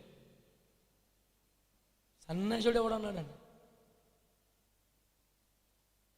నేను అంకుల్ దగ్గర ఉన్నాను, సేవలో ఉన్నాను, సేవ నేర్చుకున్నాను, సేవే చేస్తానని చెప్పాడు. అంతేనా? నిన్ను మీ ఆయన వదిలేశాడు, పట్టించుకోవట్లేదు, చూస్తా లేదు. వికలాంగుల కోటాలో పెన్షన్ ఇవ్వాలనుకున్నాడు. నెలకెంత? నేను వారసుని చేద్దామని చూస్తున్నాను. ఆడేమన్నాడు, నెలకెంత కత్తివా? దివ్యాంగుల కోట అనాలేము, వికలాంగులు అనకూడదు కదా. ఇప్పుడు ఈ శాస్త్రం మండిపోను పనికి మళ్ళీ అందరూ మాట్లాడతారా రా? వారు మంచి లేని వాళ్ళు. స్వాస్థ్యం ఇస్తాడు తండ్రి, ఏదోటి అప్పగిస్తాడు తండ్రి, ఏదోటి ఆశీర్వదిస్తాడు తండ్రి. అంతేగాని నేను నలిసి చేసావు, నీకు ఎంత ఇచ్చాడు? ఏటి ఇవ్వాలరా? నీకు పెన్షన్ ఇవ్వాలా? కుంటోడువా నువ్వు? గుడ్డోడువా? 3 చక్రాలు కుర్చీ ఇవ్వాలి నీకు. ఎలీషాని అడిగాడు, నీకేం కావాలరా? ఓ బ్రాంచ్ ఇచ్చేయమంటాడేమని అడిగితే, నా తండ్రి నీ ఆత్మ కావాలి నాకు.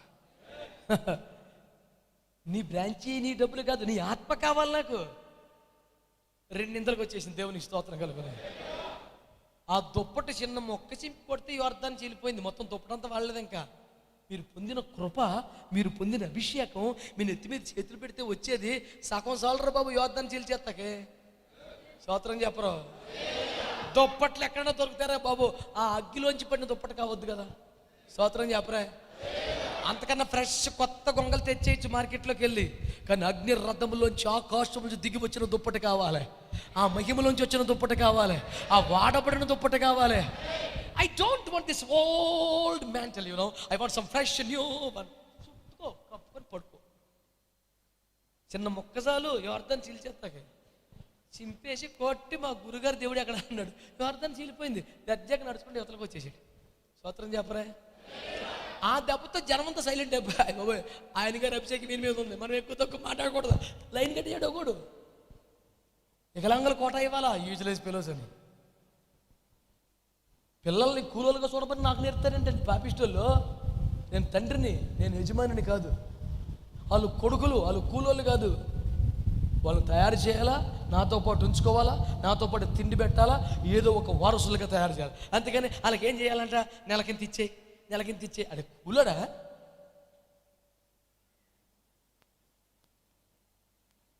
ఇలాంటి పాపిష్టి మాటలు మాట్లాడే వాళ్ళకందరికి మారుమనసు రావాలని స్తోత్రం చెప్పండి. హల్లెలూయా. రావాలా వద్దా మారుమనసు వాళ్ళకి? మీ అయ్యగారు నీకేమి ఇచ్చాడు? మామిడి తాండ్రి ఇచ్చాడు, రారా కొంచెం టేస్ట్ చూద్దు. కానీ యూజ్లెస్ ఫెలో, బుద్ధి లేని మాటలు మాట్లాడు ఒక్కొక్కడు. ఒక దైవజన్ నన్ను అడిగాడు, సింగపూర్ వెళ్తే, అన్నా సింగపూర్ వెళ్ళా ఉంటగా? అవును. పర్లేదా? ఏం పర్లేదు ఏంట్రా, సైతానికా బేటా. నా సీరియస్నెస్ చూసి ఊరుకోండి అంటే ఏమన్నా గిట్టుబాటు అయిందా? గిట్టుబాటు అంట. 2006లో మొట్టమొదటిసారి వెళ్ళాను. నా దగ్గర ఉన్న డబ్బు అంతా 5,000.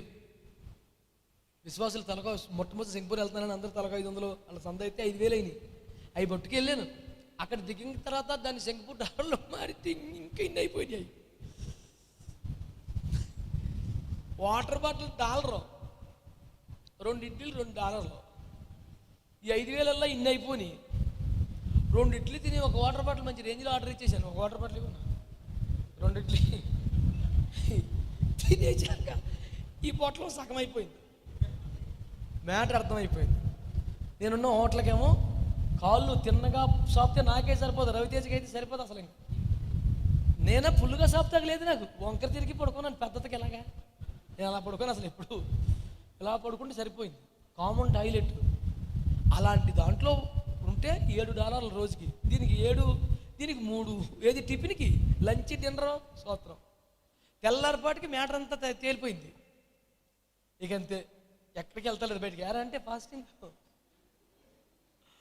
ఇక ఆకలిసిన తర్వాత హోటల్కి వెళ్ళిన తర్వాత ఎన్ని అంటే అలవాటు అయిపోయింది. ఇక రోజు 2, no, only 1 idli. Water bottle అంటే నో నీడ్. ఎందుకని? తైలం అయిపోయింది. ఇక్కడ ఖర్చు పెడితే అయిపోయే డబ్బులు ఎందుకురా మనకి? అంతకంతకు అధికమయ్యే అభిషేకం కావాలి. చచ్చిపోయిన తర్వాత కూడా చచ్చిన వాళ్ళని బతికించే అభిషేకం కావాలి. అది సంపాదించుకోవాలి దైవజనం. అంతేగాని ఖర్చు పెడితే అయిపోయే డబ్బుల బుర్ర బుద్ధులని పనికి మళ్ళీ మాట్లాడి స్తోత్రం చెప్పరా. ఇదంతా మీకు ఎందుకు చెప్తున్నాను? ఇక్కడికి రావాల్సిన బ్యాచ్ ఇందులో బోల్డ్ మంది ఉన్నారు. దేవుడు లేపబోతున్నాడు, దేవుడు వాడుకోబోతున్నాడు, దేవుడు అభిషేకించబోతున్నాడు. సరిగ్గా చెక్కబడితే మీరు బిగించబడితే ఇంకా అక్కడ ఉండరు, ఇటు వచ్చేస్తుంది బండి. ఇంకా చెప్పా దేవునికి స్తోత్రం అని. హల్లెలూయా, హల్లెలూయా. బలిపీఠం యొక్క భాగ్యం ఏంటి చెప్పనా? అడోయ్ చెప్పంటారా? బలిపీఠం మీద మాత్రమే. హలో, బలిపీఠం మీద మాత్రమే. మధ్యలో వాయుమండలం, శక్తులు, దూతలు ఈ చేతకు అవ్వదు పని. ఎందుకని? Straight away the fire of God will come unto the altar. అగ్ని అయిన దేవుడు భూమి మీదకి వస్తే ఎక్కడ ల్యాండ్ అవుతాడు? హెలిప్యాడ్ ఏది? ఎయిర్పోర్ట్ ఎక్కడ ఉంది? ఒక్క బలిపీఠమే. స్తోత్రం చెప్పండి. ఆకాశం నుండి అగ్ని సర్రమని వచ్చేస్తుంది. ఎక్కడికి చెప్పండి? ఎక్కడికి? ఈ మధ్యలో కొన్ని వాయుమండల శక్తులు ఉంటే ఆటికే లాసు. కొంచెం ఏమైనా శక్తులు ఉంటే ఆటికే లాసు. కానీ ఇప్పుడు బలిపీఠనకున్న భాగ్యం ఏంటంటే అగ్నికి దానికి మధ్యలో ఎవడు రాలేడు, ఎవడికి శక్తి ఉండదో, ఎవడు కూడా ధైర్యం చేయడు. ఓరు బాబు సైడ్కి ఉందామన్నా కొంచెం సర్రమని వచ్చేస్తాడు, తగలేసుకుంటూ వచ్చేస్తాడు, మన మధ్యలోకి చచ్చిపోతాం మనం. ఎందుకన్నా మంచిదని జాగ్రత్తగా ఉండిపోతాం. ఈ వాయుమండల శక్తులు ఎవడి మీదకి రావు చెప్పండి? వాయుమండల శక్తులు ఎవడి మీద పనిచేయవు చెప్పండి గట్టిగా. ఈ యొక్క దురాత్మలకి ఎవడి మీద పెద్ద యాక్సెస్ ఉండదు. ఈ దురాత్మలకి, అపవిత్రాత్మలకి ఎవడి మీద పెద్ద ఇంట్రెస్ట్ ఉండదు. ఎందుకని? ఎందుకని? ఓ అగ్గి చేత మండిపోతుంటే ఏ పక్షి వచ్చి వాళ్తుంది? ఆకాశ పక్షులు ఆ విత్తనములు ఎత్తుకొని పోయాను. ఇప్పుడు ఎత్తుకెళ్ళపు. స్తోత్రం చెప్పరే. ఎందుకని? బగ బగ బగ మండిపోతుంటే. స్తోత్రం చెప్పండి. నీవు మండుతూ ఉన్నంతకాలం ఏ పక్షి వాళ్ళదు నాన్న. నువ్వు మండుతూ ఉంటే నువ్వు ఎలా బూజు పడతావురా? నువ్వు మండుతూ ఉంటే నీ మీదకి ఎలాగరా దుమ్ముదులు వచ్చి చేరిపోతుంది, బూడిది కూడా అడిక్కెళ్ళిపోతుంది. దేవునికి స్తోత్రం కలుగునుగాక. హల్లెలూయా. బలిపీఠం యొక్క భాగ్యం ఏంటో తెలుసా? ఈ ఆకాశ పక్షులు ఈ దుమ్ము ధూళి రావడానికి ధైర్యం కూడా చెయ్యవు. ఇది బలిపీఠం యొక్క భాగ్యమా కాదా? చెప్పండి చెప్పండి చెప్పండి చెప్పండి. నువ్వు ఒక బలిపీఠంగా మాట్లాడక ఇష్టపడుతున్నావా? బలిపీఠం అంటే ఏంటి ఇప్పుడు చెప్పండి. ఈ పాటికి మీరు అర్థమైపోవాలి. బలిపీఠం మీద ఏం పెడతారు? అర్పణ అనండి. బలిపీఠం దేనికి గుర్తు? సమర్పణ గుర్తు. చెప్పండి గట్టిగా. సమర్పించుకున్నవాడు అనండి, సమర్పించుకున్న బిడ్డ అనండి, అప్పగించుకున్న వ్యక్తి. ఎవరికి? దైవజనుడికి. ఎవరికి? ఖడ్గానికి. ఎవరికి? మేకులకు. ఎవరికి? పదునైన పనిముట్లకి. ఎవడైతే అప్పగించుకుంటాడో చెప్పండి ఏమైపోతాడో? ఇయ్యాలగాతే రేపైన తిన్నగా ఎక్కడికి వచ్చేస్తాడు చెప్పండి? ఆవరణంలోకి వచ్చేస్తాడు. ఇప్పుడు అది బలిపీఠం అయిపోయింది. స్తోత్రం చెప్పండి. హల్లెలూయా.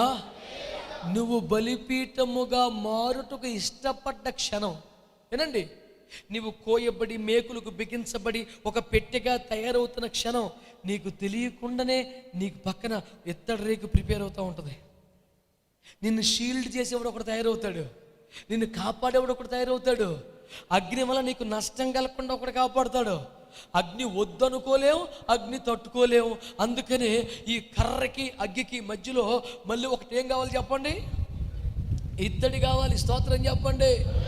ఒకటి మీది ఆకాశానికి బలిపీఠానికి మధ్యలో అడ్డేమీ లేదు. స్తోత్రం చెప్పండి. ఆకాశంలో నేరుగా అగ్ని దిగి వచ్చే ఏకైక ఫెసిలిటీ కలిగినది బలిపీఠం. స్తోత్రం చెప్పండి. దుమ్ము ధూళి వచ్చే ఛాన్స్ లేదు. స్తోత్రం చెప్పండి. ఆకాశ పక్షులకు వచ్చే ధైర్యం లేదు. స్తోత్రం చెప్పండి. దురాత్మలకు అపవిత్రాత్మలకు యాక్సెస్ లేదు. స్తోత్రం చెప్పండి. యవ్వన బిడ్డలు ఎంతమంది ఉన్నారు ఇక్కడ?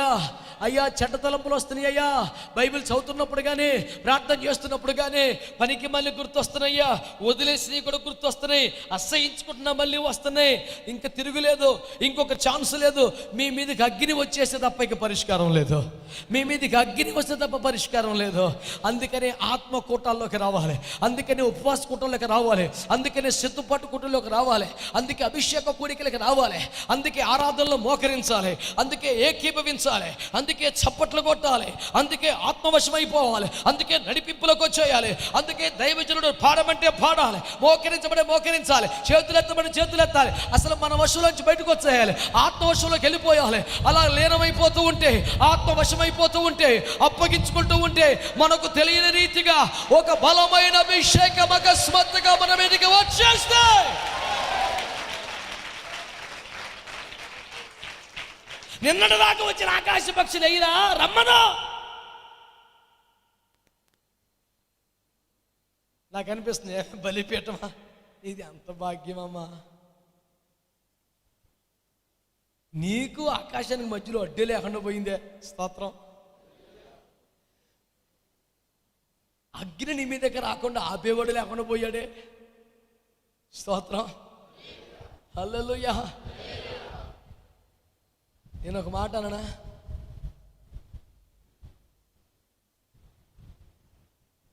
మహారాజులు కూర్చునే సింహాసనంగా లేకపోయినా పర్లేదు, కానీ ఆవరణములు ఒక బలిపీఠంగా బతికితే చాలా.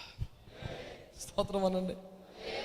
మహారాజులు కూర్చునే సింహాసనంగా లేకపోయినా పర్వాలేదు, కానీ చెప్పండి ఆవరణములో, ఆయన ఆవరణములో ఒక బలిపీఠముగా బతికితే ఎంత భాగ్యం అండి, ఎంత భాగ్యం అండి అది. ఆయన ఛాలెంజ్ చేస్తున్నాడు. నిత్యము దగ్గించు అగ్నితో ఎవడు సహవాసము చేస్తాడు? కాలుచున్న అగ్నితో ఎవడు నివసింపగలడు? ఆన్సర్ ఏంటి? బలిపీఠము మాత్రమే. గట్టిగా చెప్పండి. నిత్యము దహించు అగ్నితో ఎవడు సహవాసము చేయగలడు? నిత్యము కాలుచున్న దానితో ఎవడు నివసింపగలడు? అక్కడ ఆన్సర్ ఏంటి? బలిపీఠం మాత్రమే. This is the very fresh revolution the holy spirit God gave me yesterday. దేవునికి స్తోత్రం కలుగును గాక. నేను ఈ ప్రసంగం ఇంతకు ముందు ఎప్పుడు ఎక్కడ చెప్పలేదు. నిన్నటి దినం ప్రభు నాకు ఇచ్చాడు. ప్రభువా 2 ప్రసంగాలు అయిపోయినాయి, రేపు ఏంటి ప్రభువా సహవాస కూడికలని పెట్టుకొని ఇంకో ప్రసంగం ఎట్ట చేయండి. నేను నాకు ఇప్పుడు కొత్త మాట చెప్పాలి నువ్వు అంటే చెప్పారు. ఓరి పిచ్చి మొహముడా, అసలు ముచ్చట రేపే ఉందరా అన్నాడు. స్తోత్రం చెప్ప. ఏం నిద్రటి చావలే, ఇంకే తెల్లరా ఎప్పుడు అంతకన్నా ముందు లేచిపోయింది దేవుని స్తోత్రం. ఇంకా లోపల చొరపడిందండి చెప్పేసిందా పేనం కుదిరి ఉండదు కదా. హల్లెలూయా. ఇంక నిద్రటదో. హల్లెలూయా.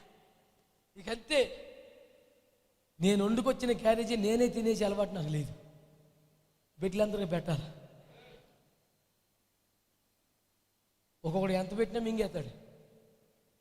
ఒకడు ఒక ముద్దే అరగంట నోట్లో పెట్టుకుంటాడు. ఏనా స్తోత్రం చెప్పు. అయ్యో అంటాడు. ఒకడు ఇక్కడ ఉన్నాడాడు. ఆడికి ఒక ముద్ద పెట్టి నువ్వు గాజువాకి వెళ్ళి సరుకులు కొనుక్కొని రావచ్చు. వాడు అదే ముద్ద పెట్టుకొని తిరిగేస్తుంటాడు ఊరంతా. స్తోత్రం. హల్లెలూయా. హల్లెలూయా. నేను చెప్పే సువార్త వినండి. ఈ రోజున ప్రభు మనతో మాట్లాడుతున్నాడు. చాలా సంవత్సరాలుగా నాకు ఉండిపోయిన ప్రశ్న ఇది. నిత్యము దహించు అగ్నితో ఎవడు సహవాసం చేయగలడు? అదొక ఛాలెంజ్ అంతే, అంత సీన్ లేదు ఎవడికి. ఎవడుంటాడు? అలా సరిపెట్టుకున్నాను కొన్ని సంవత్సరాలుగా. నిన్నటి దినం ప్రభు నాకు బయలుపరిచాడు. ఒక బలిపీఠానికే ఛాన్స్ ఉందిరా, నువ్వు బలిపీఠం అయితే నీ ఇష్టం అన్నాడు. చెప్పా గట్టిగా స్తోత్రం. మబ్బుడిపోయిందే చాలా సంవత్సరాలదే అని చూశారు కొంత. దేవునికి స్తోత్రం. హల్లెలూయా. మీరు కలర్ వేసుకుంటేనే మీకు పేనం తుప్పుతుండదు. అద్దం ముందుకెళ్ళి కాసేపు ఎలా చూసుకొని ఓ తిప్పలు పడిపోయి అలా తెల్లబట్టలు బాలేవా చెప్పా నానా బాలేవా, కానీ మీకు మటుకు ఇష్టం ఉండదు. బొత్తిగా తెల్లబట్టలు ఏంటి చిచ్చి కలర్ఫుల్గా ఉండాలి. ఎలిగిపో రంగులు తలుపు అనగానే దేవదూతంలో నుంచో చప్పట్లు పడతారు. నేను చూసి దయ్యాలు కొడతాయా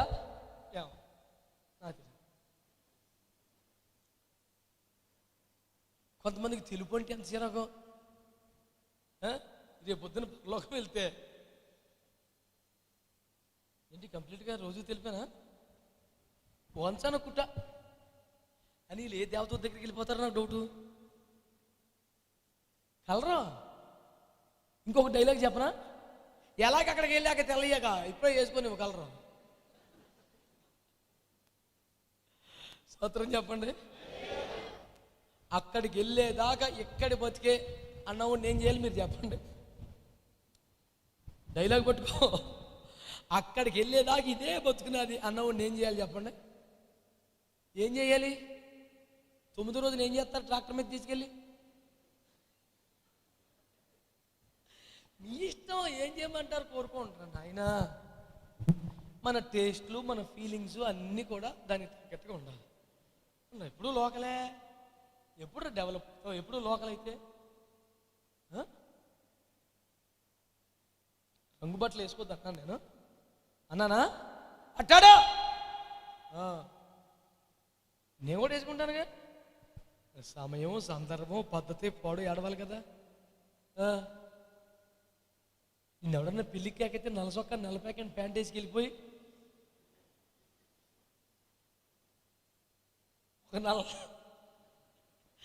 ఒక నల్ల కవర్లో సంద పెట్టిస్తే అక్కడ రాసుకునేవాడు రాసుకోడు. అసలు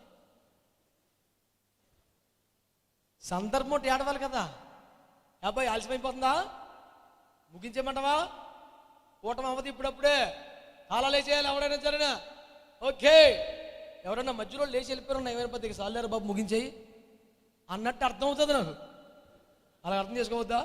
ఓకే, దేవుని ఇస్తుంది అంటే మరీ బతిక సాలే వచ్చావా అని చెప్పలేక అలా పోతుంటారో అనిపిస్తుంటుంది. కొంచెం మర్యాద ఉంటుంది కదా. చాలే చెప్పా పద్దాక మేకులు సుత్తి కత్తి వచ్చా అనలేక సీరియస్గా లేచి అన్నారేమో అనిపిస్తుంది. అలా అనుకోకూడదా? చెప్పరేరా. బలిపీఠమా నీ భాగ్యం ఎంత గొప్పది. స్తోత్రం చెప్పండి. బలిపీఠమా నీ భాగ్యం ఎంత గొప్పది. దేవునికి మహిమ కలుగును గాక. చెప్ప హల్లెలూయా, హల్లెలూయా, హల్లెలూయా. బలిపీఠం భాగ్యం ఎంత గొప్పదంటే దానికి ఆకాశానికి మధ్యలో అడ్డం లేదు, డైరెక్ట్ యాక్సెస్. నెంబర్ 2, దాని మీద వాళ్ళే కెపాసిటీ ఆకాశ పక్షులకు లేదు. నెంబర్ 3, దుమ్ము ధూళి కూడా రాదు. నెంబర్ 4, ఈ సేవలోనే వచ్చిన బూడిది కూడా అడుగున జల్లెల్లోంచి కిందకి వెళ్ళిపోవాలి తప్ప పైన ఉండకలేదు. కొన్నిసార్లు ఈ సేవలో అరుగుతాం, కరుగుతాం, కొంత బూడిద అవుతుంటాం. ఆ బూడిద కూడా పైన ఉన్నది వెళ్ళిపోద్ది అడిగి. నేను అన్న డైలాగ్ ఎత్తి పట్టుకోండి. బలిపీఠమా నీ భాగ్యం ఎంత గొప్పది. స్తోత్రం చెప్పండి. మహారాజు గారి కుర్చీ అవ్వకపోయినా పర్లేదు కానీ ఆవరణంలో స్తోత్రం చెప్పండి. అడవిలో తుమ్మగా బతికే కన్నా ఆలయంలో బలిపీఠంగా బతకటం మేలు. ఎన్ని సామెతలు వచ్చేతనా నాకు దేవునికి స్తోత్రం. సామెతలు 32 అధ్యాయం రాసుకో. హల్లెలూయా, హల్లెలూయా. బలిపీఠం, నేను ఒక బలిపీఠంగా బతికితే అంతకన్నా భాగ్యం ఏంటండి. నిత్యము అగ్ని వచ్చేస్తుంది. దేవునికి స్తోత్రం కలుగునుగా. హల్లెలూయా. ఈ బలిపీఠము బలంగా ఉండాలా, బలహీనంగా ఉండాలా? మీరు ఎందుకన్నా మంచిదని చెప్పకండి, ఆలోచించి చెప్పండి. ఏమండి, బలంగా ఉండాలా, బలహీనంగా ఉండాలా? ఎందుకు తెలుసా? బలిపీఠం అంతా ప్రిపేర్ అయిన తర్వాత, పర్ఫెక్ట్గా ప్రతిష్ఠించిన తర్వాత తైలంతో ఓ పాపిష్టుడు వస్తాడు, ఒక ఎద్దట్టుకు. ఒక పాపిష్టుడు ఒక ఎద్దట్టుకు వస్తాడు. ఏడో యాజకుడు, చిన్న తప్పు జరిగిపోయింది కానీ మా తరఫున చిన్న అపరాధ పరిహారార్థ బలి అర్పించు అంటాడు. ఇప్పుడు ఎద్దుని తీసుకొచ్చి ఏం చేయాలా చెప్పాలి గట్టిగా. దగ్గర 400 కేజీలు ఉంటుంది అది. ఆ ఎద్దుని తీసుకొచ్చి బలిపీఠం పెట్టాలా. బలిపీఠం తట్టుకోగలగాలి. అంటే బలిపీఠం యొక్క లక్షణం భారము మోసేదై ఉండాలి. అవునా కాదా? అవునా కాదా? ఊరి బయటకు పశువుని తీసుకెళ్ళి వధించి ఇక్కడికి తేవాలా? దీని మీద బలివ్వాలా? అసలు బలివ్వాల్సింది కాబట్టే దాని పేరేంటి? ఆ ఎంతలా వెళ్తూ దాని మీద పెట్టేసి దానికైతే ఎలాగంటే కొత్తగా వచ్చాడు చిన్నపిల్లడు, మీరు అంతంతా మరి హల్లెలూయా మరి చూడల్లా పౌరము గోపే తెస్తాడా? వాడు ఎద్దుని తెచ్చాడు, ఏం చేయమంట? లేదండి మా చర్చిలో ఎద్దుల్ని అర్పించేంత బలిపీఠాలు లేవు సార్, మా మినిస్ట్రీ చిన్నది, ఇక్కడ గువ్వలు పౌరములు మాత్రమే తేవలను అని బోర్డు పెడతామా? స్తోత్రం చెప్పరారా? మీకు అర్థమవుతుందా?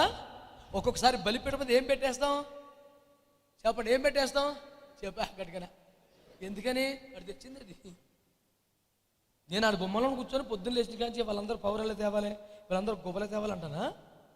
ఏ పాపిస్తోడు ఏం తెస్తాడో దేవుని స్తోత్రం చెప్పు. ఇవాళ ఏమొస్తుంది? ఎద్దు వస్తుంది, రేపొద్దున ఏమొస్తుంది? గొర్రె, రేపొద్దున గువ్వ, ఏది వచ్చినా దాన్ని ఏం చేయాలి? దాని మీద బరువుని మొయ్యాల, చిన్నదానికి అవకాశం ఇవ్వాలి. దాని పేరేంటి? బలిపీఠం. దాని పేరేంటి చెప్పండి? మన రేంజ్కి ఇక్కడ బలిపీఠం పెద్దదే. ఎద్దులు పట్టరండి, గువ్వలు పని చేయవు అనకూడదు. గువ్వొచ్చిన ఎద్దు వచ్చిన బలిపీఠము భరించాలా వద్దా? మూడోది, బలిపీఠం మీద ఎవడన్నా ఒక ఫ్లవర్ వాజ్ పెడతాడా? చెప్పండి రా. బలిపీఠం మీద ఎవడన్నా ఒక ఫ్లవర్ వాజ్ పెడతాడా? అందంగా ఉంటుందని చెప్పేసి 4 గులాబీ పూలు తీసుకుందామని ఎవడన్నా పెడతాడా? దానికి సొంపు సోకేం ఉండదు, దాని మీద పెట్టేని కట్లే. దేవునికి స్తోత్రం. ఇప్పుడు ఎద్దుని తీసుకొచ్చి దీని మీద పడుకోబెడతామండి. పడుకోబెట్టాక బలిపీఠం మీద అప్పుడు ఏం చేయాలండి? చెప్పా పట్టి కొడితే దేవునికి స్తోత్రం. ఎద్దు ఎగిరెగిరి పడుతుంటది, తట్టుకోవాలా. రక్తం చిందుద్ది, తట్టుకోవాలా. అగ్ని వస్తుంది, తట్టుకోవాలా. ఇటు కత్తి దెబ్బకి, ఇటు రక్తపు ప్రవాహానికి, అటు అగ్నికి తట్టుకోవాలి. కనుకనే ఈ కర్ర మీద ఇత్తడి రేగి పెట్టారు. హల్లెలూయా. ఒక కాపాడేది, తట్టుకునేది. ఆ కృప పొందకపోతే మనకి ఇది సాధ్యమా? చౌకముగా పర్ఫెక్ట్గా చేశారు, కానీ దాని మీద ఏముండాలి? ఇత్తడి రేకు ఉండాలి. లేకపోతే పని చేస్తుందా? లేకపోతే దానికి ఫలితం ఉంటుందా? ఈరోజు మీరు అందరూ అర్థం చేసుకోవాల్సిన ఉపదేశం నెంబర్ 1, సీరియస్గా నోట్ చేసుకోండి. నెంబర్ 1, నేను అరణ్యములో ఉండిపోకూడదు. నేను ఒక లోయలో తుమ్మ చెట్టుగా మిగిలిపోకూడదు. నన్ను నరికి ఒడ్డుకు తెచ్చే దైవజనుడు కావాలి. ఆమేన్. నన్ను ముక్కలు ముక్కలుగా చేసేసే సేవకుడు కావాలి. నన్ను ఒక పెట్టెగా తయారు చేసేవాడు కావాలి. నేను ఒక బలిపీఠంగా మారిపోవాలి. నేను ఆవరణంలోకి వచ్చేసేయాలి. ఆమేన్. నేను ఇంకా మా ఊర్లో ఉండను, మా అరణ్యంలో ఉండను, మా లోయలో ఉండను, ఆలయంలో ఉంటాను. ఆలయంలో ఉంటాను. సేవకు సమర్పించుకునే వాళ్ళు కావాలి, సేవకు వచ్చేవాళ్ళు కావాలి, సేవకు అర్పణ చేసుకునే వాళ్ళు కావాలి, బలిపీఠముగా మారడానికి ఇష్టపడేవారు కావాలి. మీలో దహించగలుగుతూ నిత్యం ఎవరు సహవాసం చేస్తాడు? బలిపీఠం అయితేనే సహవాసం చేయగలరా? ఇంకెవరికి ఆ స్థాయి లేదు. ఇప్పుడు ఈ సహవాస కూడికలలో మన టార్గెట్ ఏంటి? మనము యేసయ్యతో సహవాసం చేస్తే మన విలువ పెరుగుద్ది. నెంబర్ 1, ఓకేనా? నెంబర్ 2,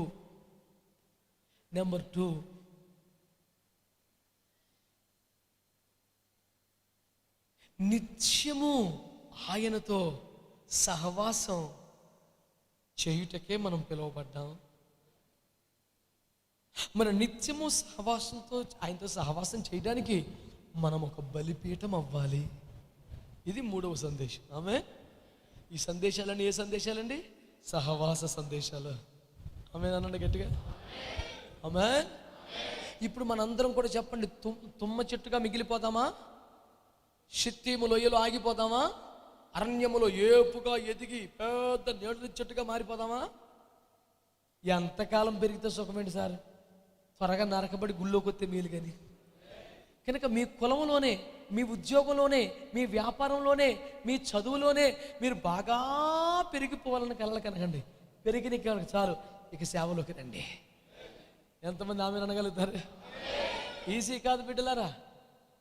మీ చదువులో, మీ వ్యాపారంలో, మీ ఉద్యోగంలో, మీ వ్యవహారములలో ఇంకెంతకాలం బలపడతారు? ఇంకా అంతకంతకు పైకి ఎదగాలండి, ఇంకా వర్ధిల్లాలండి, ఇంకా టర్న్ ఓవర్ పెరగాలండి. చేసిన కాడికి చాలు రా దేవుని సేవకే. స్తోత్రం చెప్పండి. హల్లెలూయా చెప్పు. హల్లెలూయా. వస్తారా మందిరంలోనికి? స్తోత్రం చెప్పండి. అప్పగించుకుంటారా బలిపీఠముగా?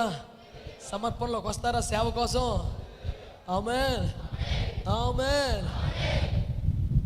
మీ బిడ్డలను సేవకిస్తారా? పరిచర్యలో సమర్పణలోకి వస్తారా? మెల్లమెల్లిగా ఒక్కొక్క చెక్కుబడి జరిగి, బిగించబడి, రేకులో పొదిగి ఆవరణలోకి వచ్చేసారనుకో, ఇక తిరిగిలేదు. స్తోత్రం చెప్పండి. హల్లెలూయా. ఎంతమంది ఇష్టపడుతున్నారు బిడ్డలారా?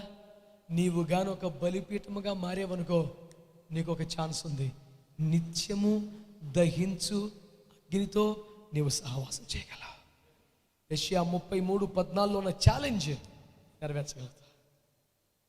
మీలో ఎవరు కోటీశ్వర్లు? లైన్ కట్టేసాడు ఒక్కొక్కడు. కౌన్ బనేగా కరోడ్పతి, లైన్ కట్టేశాడు జనం. ఇప్పుడు మన ప్రశ్న ఏంటి? మీలో ఎవరు బలిపీఠమగుదురు? ఆమేన్. ఎప్పటికీ నీ మీద అగ్ని ఉంటుంది. నీ మీదకి దిగి వచ్చిన అగ్ని ఆరిపోకుండా చూసుకునే బాధ్యత నాది. ఎప్పటికప్పుడు 2 కట్టెలు పెట్టే బాధ్యత నేను తీసుకుంటాను. నువ్వైతే సమర్పణలోకి రా, నువ్వైతే అడవిలోంచి బయటికి రా, నువ్వైతే శిత్యంలో వదిలేయి, నువ్వైతే ముందు సేవకరా. విషయమై బాధ్యత తీసుకుంటాక నేను సిద్ధంగా ఉన్నాను. ఖడ్గం సిద్ధంగా ఉంది, నరికేవాడు సిద్ధంగా ఉన్నాడు. అప్పగించుకునే తుమ్మ చెట్లు ఉన్నాయా? నరకబట్టడానికి ఇష్టపడతారా? ఆయన ఆలయంలోకి వచ్చేస్తారా? మరి అప్పుడప్పుడు పార్కులకి, సినిమాలకి, ఈ గెంతులట్లకి ఛాన్స్ ఉండదు. మరి ఇంకా ప్రభు సన్నిధిలో సంతోషపడటమే, వాక్యములో, పాటల్లో, ఆరాధనలో, ఆయన ప్రేమలో, ఆయన కృపలో, ఆయన అభిషేకంలో, ఆయన పరిచర్యలో ఆయన చేతిలో వాడబడుటలో ఇక ఇందులో సంతోషించాలి తప్ప ఒక సినిమాలో, ఒక స్కిట్లో, ఒక చండాలంలో ఇక సంతోషించడం లేదు. ఆలోచించుకున్నారా? అర్పించుకోగలుగుతారా? నేను ఆయన ఆవరణములో ఒక బలిపీఠముగా మారినా చాలు, నేను సిద్ధంగా ఉన్నాను. బలిపీఠం యొక్క భాగ్యం నాకు కావాలి. బలిపీఠం రేంజ్ చెప్పాను కదా ఇందాక, ఇత్తడి రేకు ఉంటుంది కదా, అందువల్ల అగ్ని వచ్చిన చాలాసేపటి వరకు హీట్ చల్లారదు. చివరిగా ఈ బలిపీఠానికి ఇలాగ 4 వైపులా 4 కొమ్ములు ఉంటాయి. ఒకడు పాపం చేసి చంపబడుటకు తగినంత పాపం చేశాడు. కత్తి పట్టుకొని చంపడానికి పరిగెత్తుకొస్తున్నారు. వాడిని చంపడమే న్యాయం, వాడు చేసిన పాపానికి శిక్ష. వాడు పారిపోయి వచ్చి బలిపీఠం పట్టుకుంటాడు. ఎప్పుడైతే బలిపీఠపు కొమ్మును పట్టుకుంటాడో చెప్పండి, అది చల్లగా ఉంటుందా? చెప్పాలి మీరు. హాయిగా ఉందా? తొక్కలు ఎక్కిపోతాయి మళ్ళీ. కానీ బతిపోతాడు. కానీ చెప్పండి, బతిపోతాడు. నిన్ను ముట్టుకున్నవాడు హాయిగా ఉండకపోవచ్చు, నీతో సహవాసం చేసిన వాడికి ఎంజాయ్మెంట్ ఉండకపోవచ్చు, నీతో క్లోజ్గా ఉన్నవాడికి సరదాలేమి ఉండకపోవచ్చు, కానీ నిన్ను పట్టుకున్నందుకే అడు బతికిపోతాడు. ఎందుకంటే నువ్వు మండుతున్న వ్యక్తివి, నువ్వు కాలుతున్న వ్యక్తివి. చల్లగా ఉండాలని ఆశపడుతున్నావా? మండాలని ఆశపడుతున్నావా? దైవజనులందరూ నాకు ఇష్టమే, కానీ నా సేవ ప్రారంభం నుంచి నాకు స్ఫూర్తి లాంటి పెద్ద దైవజనుడు నేను ఎప్పుడు ముఖ చూడలేదు, కలుసుకునే అదృష్టం అంతకన్నా కలగలేదు. ఆయన పేరు రైనార్డ్ బొంకే. ఆ గొప్ప దైవజనుడు అప్పుడప్పుడు నాకు చాలా బాధ వస్తే, కృంగిపోయినట్టు అనిపిస్తే, వేదన అనిపిస్తే వెంటనే ఒక రైనార్డ్ బొంకే మెసేజ్ పెట్టుకొని చూస్తాను. మళ్ళీ రీఛార్జ్ అయిపోతాను ఇచ్చి రక్తం ఇచ్చి. ఫుల్ డెడ్ అయిపోయిన బ్యాటరీ ఈ చివరికి వచ్చి గుర్తేసుకుంటాను ఇంకా దెబ్బకంతే. ఇంకంటే ఒక ప్రసంగం పెట్టేసుకుంటాను అంతే. మళ్ళీ బయటికి ఎలా వస్తుందో తెలిసిన అంతే ఒక్కొక్కటి దెబ్బ చచ్చిపోతాను, అలా వచ్చేస్తున్నాను బయటికి. హల్లెలూయా. ఆ దైవజనుడు ప్రసంగం చేస్తూ ఒక మాట అన్నాడు, I don't need any warm-up exercise because I'm already hot. నన్ను పట్టుకున్నదన్నమాట. ఎక్సర్సైజులు చేసేవాడికి 200, 100, 400 మీటర్లు పరిగెత్తేవాడికి తెలంగాణ విజిల్ పెట్టి పరిగెత్తంటారు, ముందు గ్రౌండ్ చుట్టూ పరిగెత్తేసారు.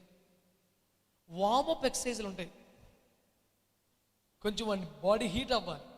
ఆ కూల్ కండిషన్లో అంత హెవీ ఎక్సర్సైజ్ చేసేయకూడదు, ఆ వెయిట్లు అయిపోయకూడదు. ముందు వార్మప్ కొట్టాలి, వాలీబాల్ వాడు కొట్టాలి, కరాటే వాడు కొట్టాలి, అందరు కొట్టాలి. ఎవరికైనా వార్మప్ అవ్వాలి కొంచెం.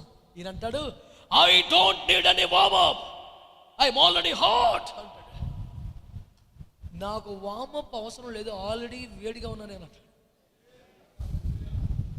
ఈ స్టేట్మెంట్తో మిమ్మల్ని విడిచిపెడుతున్నాను ఈ పగలు. ఎప్పటికప్పుడు వేడి చేయబడే అవసరతలో ఉంటావా? ఎప్పుడు వేడిగా ఉంటావా? ఇన్ని ఆశల కలబోత ఒకటే, నీవు ఒక బలిపీఠంగా మారటమే. దహించు అగ్ని నీ మీదకే వస్తాడు. ఇంకే ఉపకరణంలోకి రాదు, ఇంకే ప్లేస్లోకి రాడు, ఇంకే ఉపకరణంలోకి రాడు. ఇప్పుడు చెప్పండి, బలిపీఠం అంటే సమర్పణ. నీవు ఒక సరైన సమర్పణ జీవితంలోకి వస్తే, నీ శరీరం విషయంలో, నీ మనస్సు విషయంలో, నీ జీవితం విషయంలో ఒక సరైన సమర్పణలోకి నీవు వస్తే, నీ మీదకి నేరుగా దేవుడు అగ్నిగా వస్తాడు. నిత్యము నీ మీద నిలిచి ఉంటాడు. అగ్నికి కేర్ ఆఫ్ అడ్రస్ బలిపీఠమే. అగ్నికి ఆకాశానికి మధ్యలో అడ్డమేమీ లేదు. నిన్ను ముట్టుకున్నవాడు కూడా బతికిపోతాడు. చావవలసిన వాడే బతికిపోతాడు. చంపాల్సిన వాడు ఆగిపోతాడు. ఎంత భాగ్యము నువ్వు బలిపీఠం అయితే నీకు కలుగుద్ది. నీవు ఇష్టపడుతున్నావా బలిపీఠంగా మారడానికి? ఒక సమర్పణలోకి రండి. దేవుడు అగ్నితో నిత్యము మన మీద ఉండే సహవాస భాగ్యమును మనము పొందుదము గాక. ప్రార్థన చేసుకుందాం, మోకరించండి.